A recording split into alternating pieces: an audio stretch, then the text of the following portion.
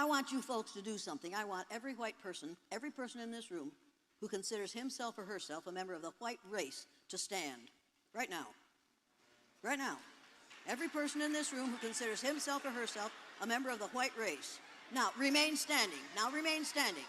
Now, will every person in this room who considers himself or herself a member of the black race please stand? Up, up, up, up. And remain standing. Now, the brown race. Anybody who considers himself or herself a member of the brown race. Now, the yellow race. Now, the red race. Now, look around you, people. Practically everybody is standing. Now, will every person in this room who considers himself or herself a member of the human race please sit down? Hi guys, welcome back to the channel. Once again, this is Brian Reaction. So if you're coming across any of my videos for the first time, don't forget to subscribe, comment, like, and share. So guys, I have a video for you today from Jane Elliot. Now, when you hear the name Jane Elliot, we all know that she's just talking about racism. So Jane Elliot has been in the front line, making sure that this issue of racism comes to an end. So I want you to watch this video, this interview about her and other two women, and I'll be back with a few reactions. Now, people,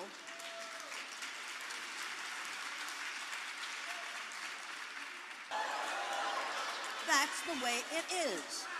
Every one of you, if you trace your DNA back far enough, you're going to find that some of your DNA came from Africa, because we all have the same ancestor back there, every single one of us. And those of you who think you don't have are obviously from outer space. Now, that means that every one of us is a 30th to 50th cousin to every other person in this room. So I want you to turn to the person on your left or your right or behind or in front of you, stick out your hand and say, "Hi, cousin."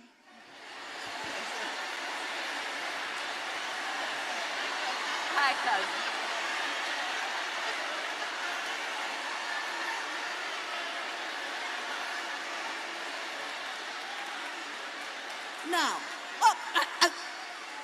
Now, will every person in this room who considers himself or herself a biracial person stand? Don't you stand. Don't you stand. People, we have to get rid of the language of racism. Words are important, people. Words matter. You have to be careful how you use them, and you have to refuse to tolerate these ugly words being used in your presence. Now, make no mistake about this. I've been described as a teacher. I'm not a teacher. Teachers dispense facts and figures so that they can get their kids ready for the end of school testing. I've been called a trainer. You train dogs and horses and members of the military. I don't train people. I'm an educator. The word educator, I don't want to be interrupted anymore. People, the word educator comes from the root duck deuce, which means lead, the prefix e, which means out, the suffix ate, which means the act of, and the suffix or, which means one who does. An educator is one who is engaged in the act of leading people out of ignorance. Now, in this country, we spend a lot of money on what we call education. It isn't education, it's indoctrination. It takes us 13 years to teach a student, to educate a student, to be ignorant about race, and to support ideas that make this a better country. This is a word for this in my vernacular, since I was raised on a farm, is bullshit. Don't write that down. People, I recognize it when I see it, and that's what we're living with right now. If we were in post-racial society, Dinosaurus T. Rump would not be in the White House. He got elected because white people resented having a black man in the White House for 8 years. It's time to face the truth and say the truth, and it's time for women, and all people of color to stop playing defense and defending what they are and go on the offense. We were here first. We don't have to apologize for what we are or for what we do. Now, I know some of you are thinking, boy, is she a bitch? Yes, I am. Now, how many of you women have been called the B word? Look around, fellas. Everybody's heard it. Come up with a new word. Now, how many of you are called that by a male? All right, people, for me, the B word is an acronym for being in total control, honey.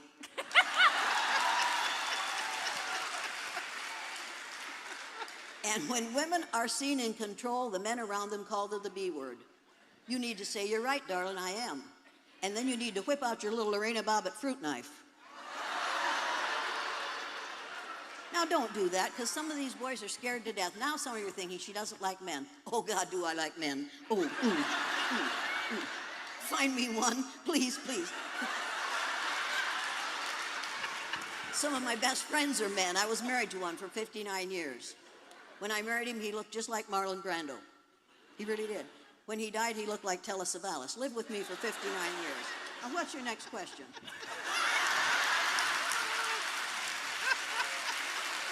Sorry. Okay.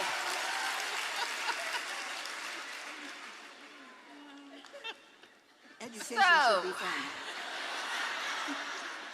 I'm already cutting out questions. Okay. Let's talk about privilege. Angela, you want to talk about privilege? And this goes to you, Jane, first. How did you first become aware? This is a reflective question.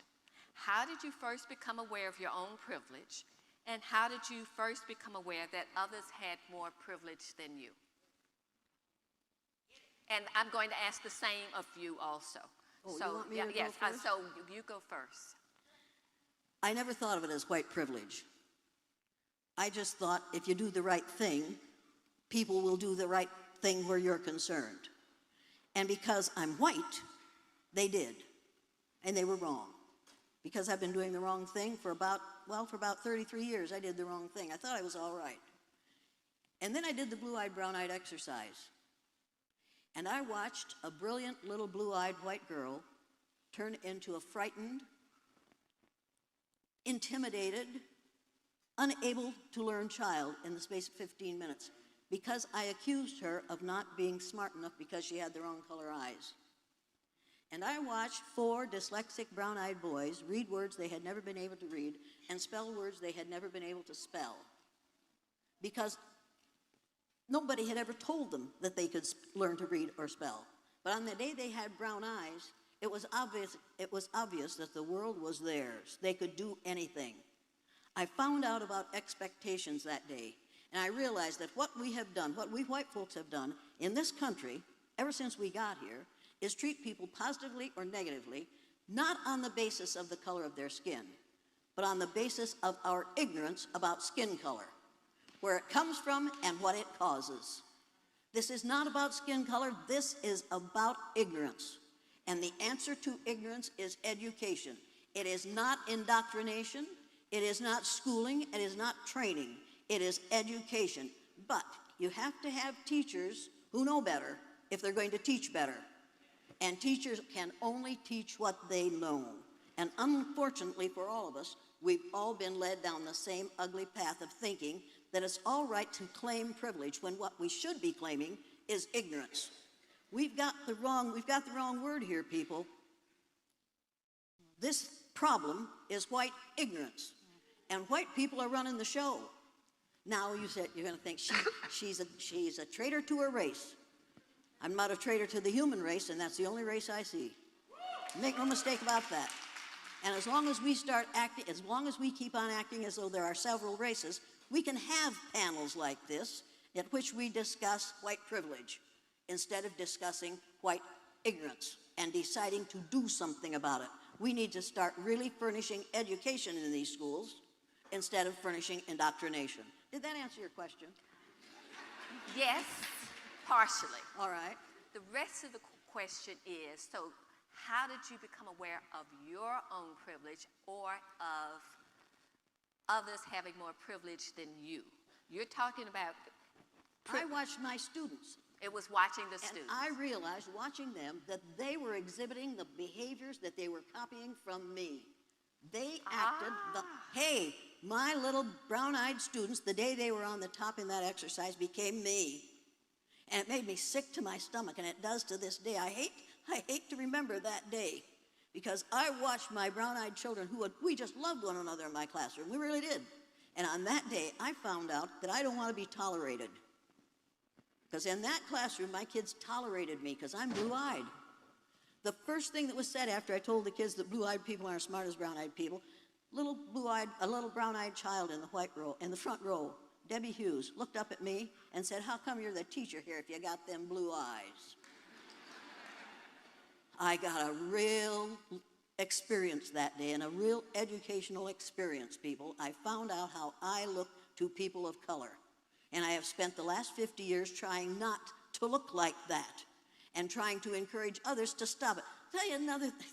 Do I have a few more minutes here? My father, at the age of 60, watched the film that the CBC made in my classroom the second year I did the exercise. They sent me a copy of it, and I showed it to my father and my mother. My father was 60 years old, the most honest man, the most moral man I've ever known. I showed him that film. When it was over, he stood up, and in his bib overalls and his blue chambray shirt rolled up to the elbows, he reached in his back pocket, took out his red handkerchief, and with tears in his eyes, he blew his nose and said, "I wish somebody had taught me that when I was 9 years old." You can criticize what I do until the cows come home. And psychologists do until they get smart. I don't listen anymore because my father said, "I wish somebody had taught me that when I was 9 years old." If somebody had taught my father that when he was 9 years old, we would never have had to listen to some of the ridiculous racist remarks that he made. And he never made them again after he watched that film. Don't tell me that you can't change people. Don't tell me that you're too old to change. There isn't a person in this room who is too old to change. White folks, you got to change, because within 30 years, you will be a numerical minority in the United States of America. And you had better pray to whoever you pray for, that people of color are not going to get even with us and treat us the way we have treated them. If you can't think of any other reason for treating people like equal human beings, think of that one. Because what you do today is creating the future. I don't think you want the kind of future that you have provided for people in the present. I may be mistaken. You may not know what's going on. You know what's going on. And if I asked you, every white person in this room who wants to be treated the way we have treated people of color in this country, if you'd like to be treated that way, all you white folks, if you want that for the rest of your life, please stand. Did you understand the directions? If you're white and you think blacks have got it so good in this country and you want to be treated the way they have been for the rest of your life, just stand up. You know why you aren't standing. You know it's ugly, and you know it's happening, and you know you don't want it to happen to you. So I want to know why you're so willing to allow it for others in this post-racial society. Another question? Okay, so we're talking about privilege and how you first became aware that others had more privilege than you, and how you might have been aware that you had more privilege than others. Okay, first of all, I think it is important to emphasize the notion of privilege, but privilege, as Jane pointed out, can't explain the workings of racism altogether. That's right. Okay, so make that distinction. That's really important. Well, do you want me to tell you when I first Yes, became do that. aware of Yes. racism? Yes, yes. I had I don't know whether I would say good fortune or bad fortune, of growing up in the most segregated city in the United States of America during the 1940s and the 1950s, Birmingham, Alabama. And so I can't really tell you when I became aware of racism. I think that as I learned to think and learned to conceptualize, racism was always in the forefront. I can tell you that I remember when I was about 2 years old, I was washing my shoelaces, my white shoelaces, because I was going to wear them to Sunday school the next day. It was a Saturday evening. And then suddenly, I heard this sound, this thunderous sound. As it turned out, the house across the street was being bombed by the Ku Klux Klan. Because I lived in an area of Birmingham that was right on the edge of the zone that had been created for black people. So we were able to live on one side of the street, white people on the other side of the street. When black people bought a house on the other side of the street, it was bombed by the Ku Klux Klan. But let me say something parenthetically here, because you might ask, well, how is it that black people were able to buy a house in the white neighborhood? Because, of course, white people would have to sell it to them. It was because white people bought the house.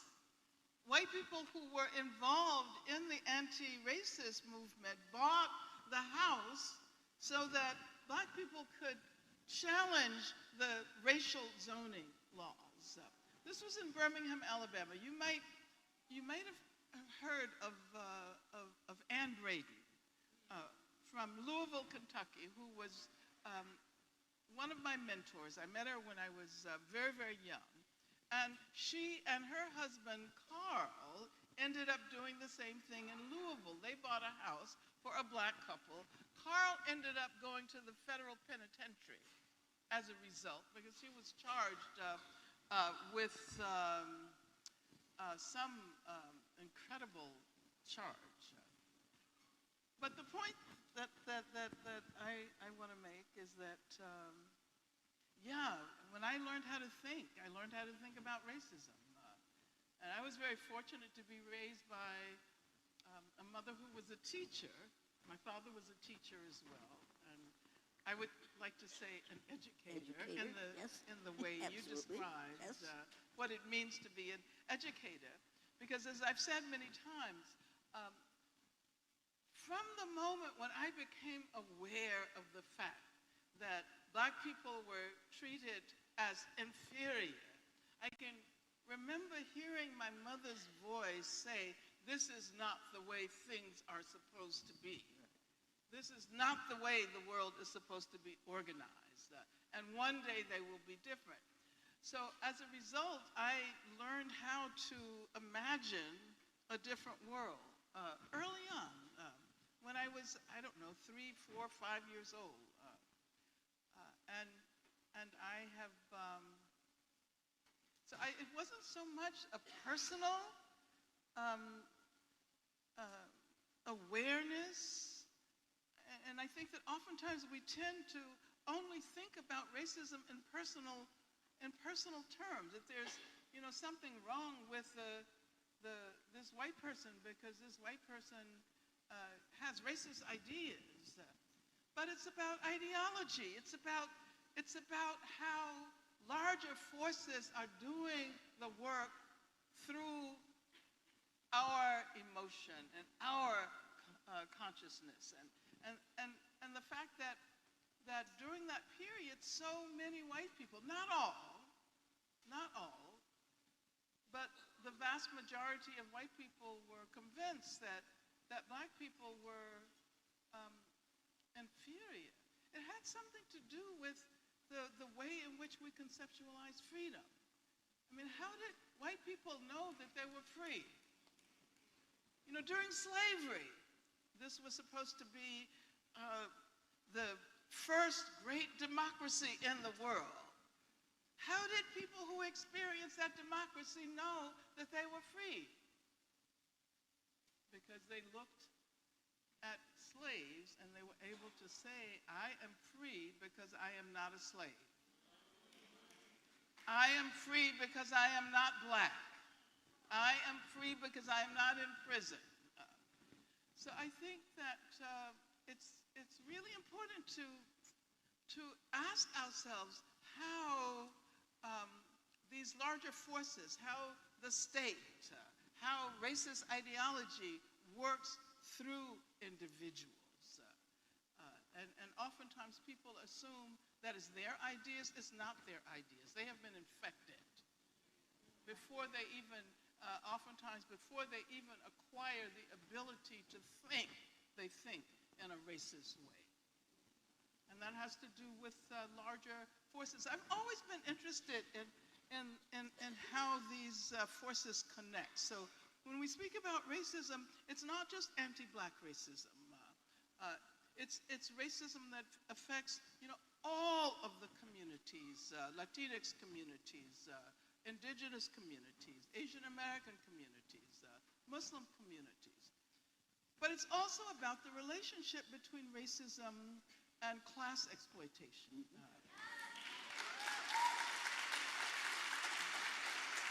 And it's about the relationship between racism and misogyny, and racism and transphobia.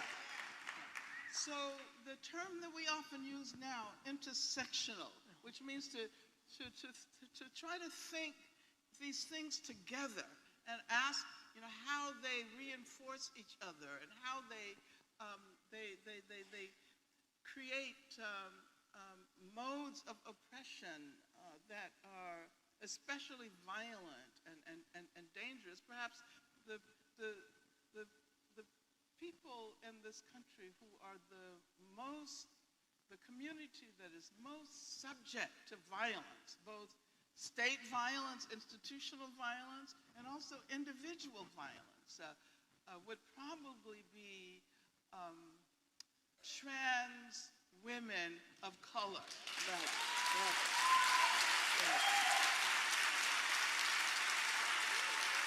And so I think, oftentimes when we're in institutions such as universities, we're taught to isolate and analyze. And we forget that when we engage in these processes of isolating a concept for the purpose of understanding it, we forget that this is not the way the real world works. We assume that what's in our head constitutes social reality. But social reality is very messy.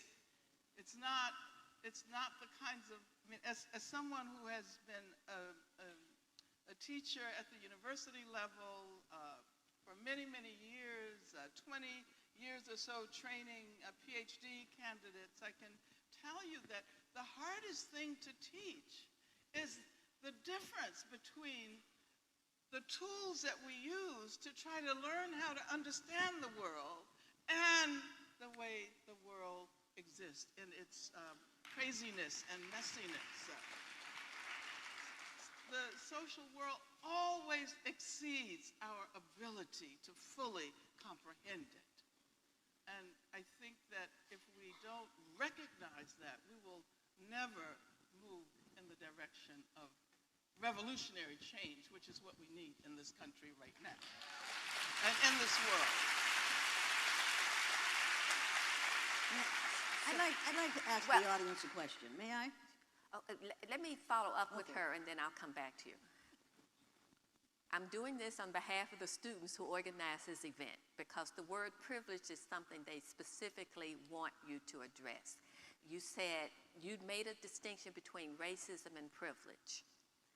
How does privilege fit in to what you're talking about? Well, I think white privilege is an important concept. And in a sense, it comes from W.E.B. Du Bois and his notion of the wages of whiteness. The wages, the metaphorical wages that you are paid simply because you are white. Or someone like Cheryl Harris, who writes about whiteness as property.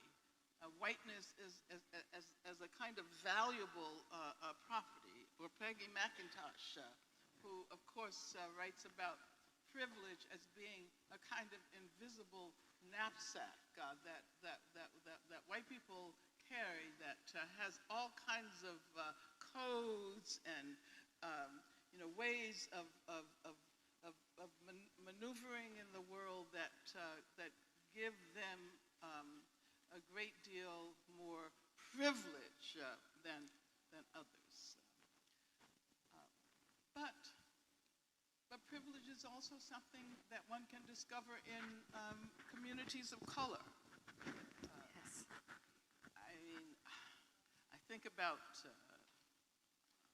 what's his name in the White House now? I tried really hard to forget his name.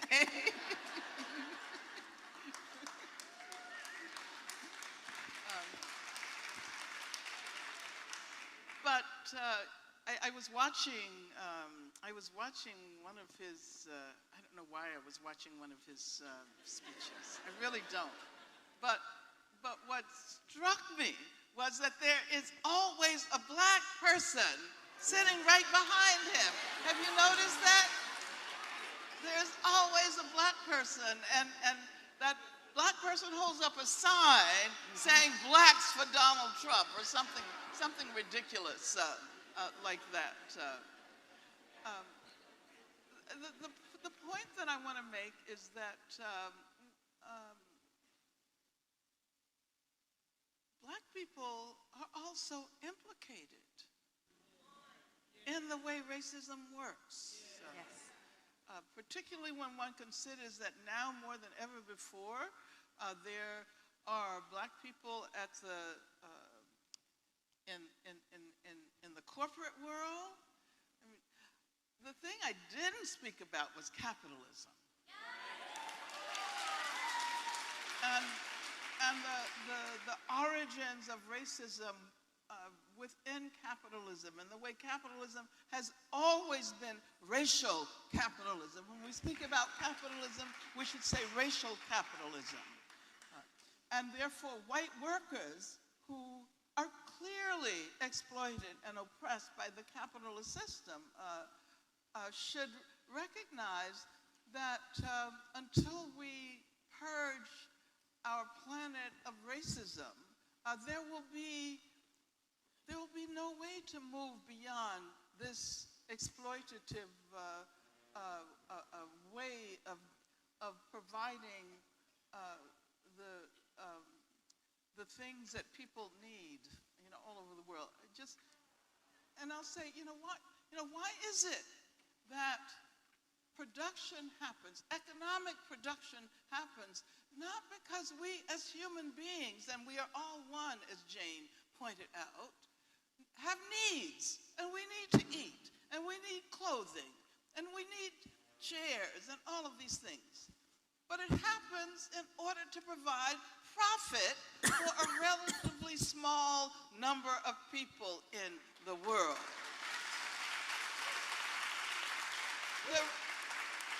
The wealthiest 8 men, because they're all men, on the planet own more than half of the entire world. And that is obscene. That is absolutely obscene. And that has a great deal to do with racism. It has a great deal to do with misogyny and all of the other modes of oppression. And it's certainly about privilege. That's the ultimate privilege, I would say. And I'll be quiet. I'm going to stop preaching. Right. Hear you. They came to hear you.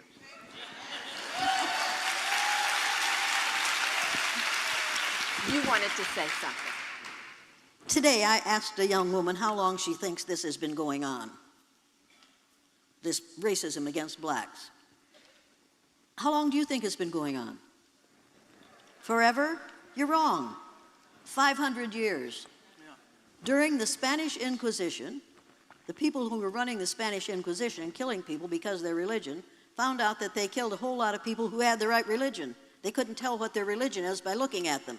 So they decided they had to find another way to identify the people that they were going to kill and enslave, and/or enslave. So they set upon skin color.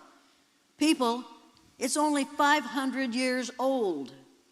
Now think of that. It's only 500 years old. Nobody was born a racist. There is no gene for bigotry. You were not born a racist. You have to be taught to be a racist, and you have to be carefully taught. And if you haven't seen that musical, in which the last song is, you have to be taught to be afraid of people whose skin is a different shade, of people whose eyes are differently made. You have to be carefully taught. South Pacific. Yes, South Pacific. You have to be taught before it's too late, before you are 6 or 7 or 8, to hate all the people your relatives hate. You have to be carefully taught. And that's what we have to do in this country to keep this racism alive. If we want racism to stop, we have to stop teaching racism. In our homes, in our churches, people, Jesus did not look like the little Pillsbury Doughboy.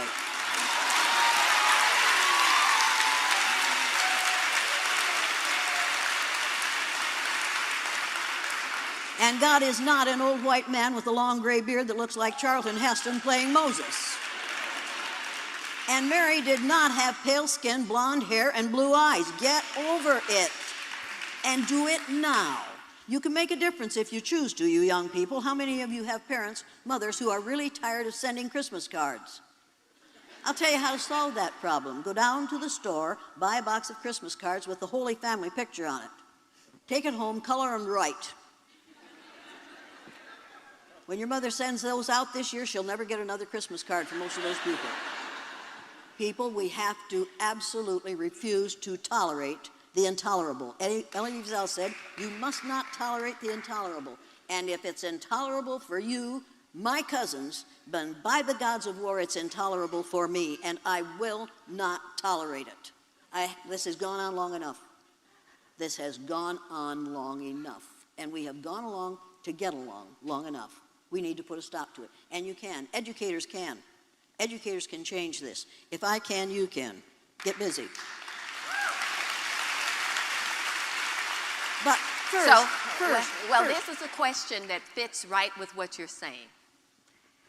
How can we talk about race and privilege with openness and inclusiveness in a way that prevents people from shutting down? People can shut down or not, that's up to them. Okay.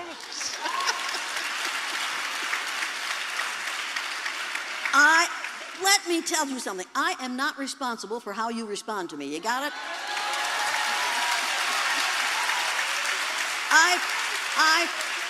I flat out don't care. If you learn something in here this evening from this woman who has forgotten more than I'll ever know about racism, and what little I know, if you decide to learn something in here tonight, you'll learn something. If you decide to be mad, you'll be mad. Go ahead, I don't care. That's your problem, not mine. I am not responsible for how you feel. I am responsible for what I say. I'm responsible for what I do. You're responsible for your response to it. Be responsible for your responses. I'm not responsible for it. Okay, I want to hear what Angela has to say to this. Well, I totally agree with Jane. Okay. How can I not? Accept that. But as someone who has spent many years teaching university students, teaching graduate students, I've learned that it makes no sense for me to simply tell my students what it is I think they ought to know. You know, they might learn enough to write a good paper, and then they'll move on, moving in another direction. So I've come to the conclusion that teaching really is about helping people to ask the right questions. To ask the right questions. and to be able to come to the conclusion themselves that there is something really terribly wrong with the way racism has shaped the history of this planet. So I mean, I think education is about unleashing the imagination. What teachers, unfortunately, most often do is shut down the imagination and to prevent people from exploring the world in their own ways. And so I think that certainly there are many questions to be asked about race and racism, about the fact that race is a fictive concept. As Jane was pointing out, we're all members of the same human race. Race is a social construction. Race was produced by racism. But of course, this does not mean that it doesn't cause damage in the world, that it hasn't been the producer, the generator of the worst kind of violence one can imagine. But I think that that what we try to do is to get people to come to that conclusion on their own, and not on their own as individuals. See, one of the reasons we have so many problems in this country and in this world, particularly during this neoliberal era, is because we have been encouraged to think of ourselves as individuals primarily and not members of a larger community. I hope you have watched that full clip. So that was Jane Elliot. I know most of you have met her videos, and I just did one of her videos. It's in my channel.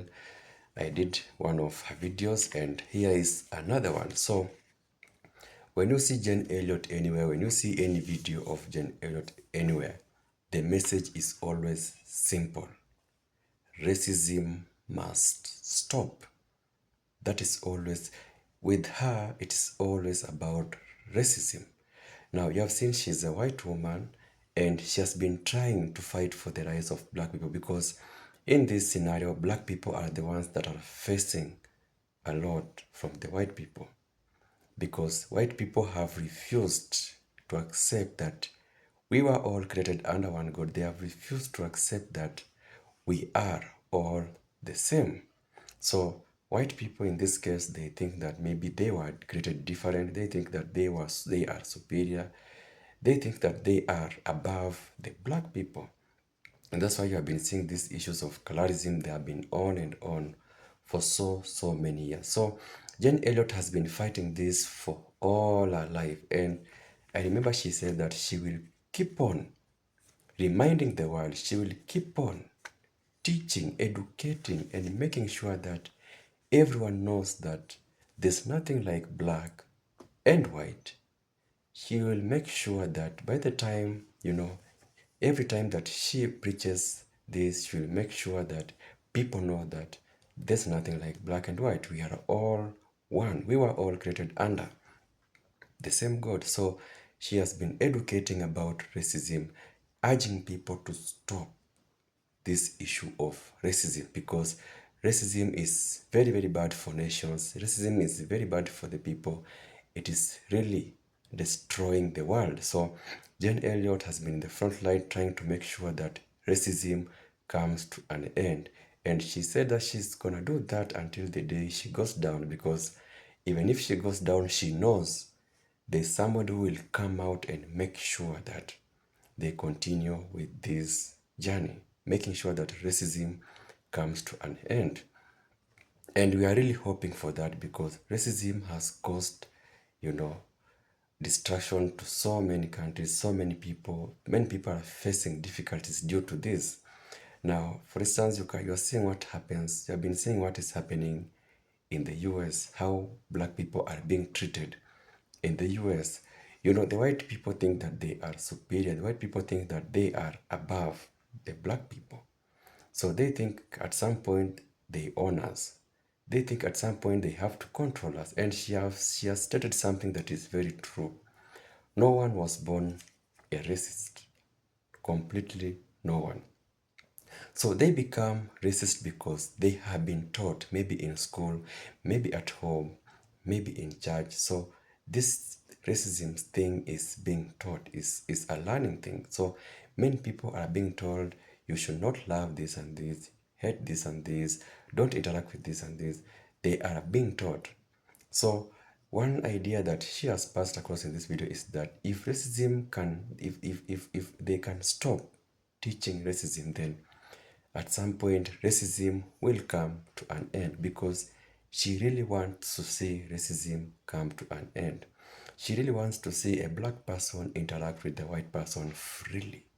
She wants to see a situation whereby a black person will not see herself or himself as superior, as more powerful than a black person. She just wants people to interact on the same level. She wants everyone to know that we are all human beings. The blood that runs from the blacks is the same blood that runs from the white. It's not that they are using maybe water and we are using blood. No. We are all using the same. We are all breathing the same air. We all do the same things. It's just that they were born white and we were born black. So there is no similarity between us. It's just the color. So that is the message that, Jane Elliot is trying to pass across, that racism must come to an end. And you have seen the examples that she has used in that interview, telling the whites to stand up, the black to stand up, trying to make them, know that there's no similarity in this. Like there's nothing like I am black, I am white. There's nothing like that. And by the way, if this racism can stop, then I believe our black people will be very, very happy. You have been seeing cases whereby a black person in a court with a white person, there is no way a black person can win that case. Especially if the judge is also white. There is no way a black person can win such a case. Even if he or she is innocent, there's no way they can win. So the whites, have been having all the advantages in their own land, and they have made things difficult for the black people. And that's why Elliot is trying to make sure that if we can all know that there's nothing like black and white, that we are all humans, then respect will automatically pass across. People will respect each other. We will work together as one, and we can really go. The nations will really go far. People will really go far. So that is the only message that Elliot is trying to pass across, that colorism must come to an end. So I don't know what you guys have to say about her video. So thank you for watching this clip. In the comment section, tell me anything you think about, Jane Elliot, and we can all interact. So thank you for watching this video. Until my next clip, peace out.